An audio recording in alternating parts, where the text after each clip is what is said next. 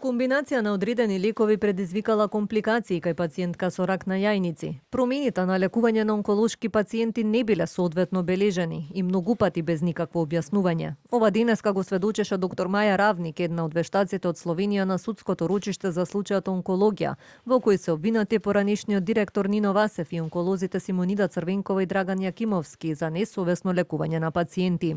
Од 51 прегледано медицинско досие на пациентите од клиниката за онкологија, според вештакот, само во еден случај за еден пациент имало запис од конзилиумот на клиниката за давање терапија, прекин или промена. Освен тоа, во голем број наоди било забележано дека пациентот добивал лек, но без анамнеза и без клинички преглед. Од прегледаната документација се гледа дека промените на лекување не биле соодветно бележани многу пати без никакво објаснување.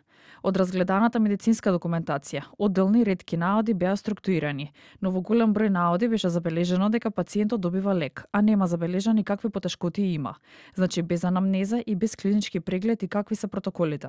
Одбраната пак пред денешното рочиште доставила свој вешт наод и мислење, што најавува судирни експертизи во делот на медицинските стандарди и читањето на документацијата. Мислите во тоа мора на лекови и комбинации вие да бидете стрикни да кажете ова може, ова не може.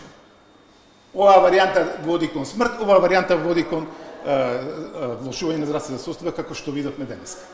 Тоа е премногу ригидно становиште и премногу теоретско и нема врска со она што во животот, во праксата, особено во онкологијата се случува катадневно. Настрана да не зборуваме и за ситуациите кога ги немаме лековите, во Македонија не е Словенија. Словенија се мери со Америка по висината на стандардот, нив не може да им се случи на позитивна листа да немаат лекови, кај нас е само 3 лека на позитивна листа, 30 не се. Следните рочишта за сослушување на вештаците од Словенија се закажани во текот на неделава, а кон крајот на март, според најавената динамика, треба да започне и сослушување на вешти лица од Србија кои работеле вештачења за обвинителството.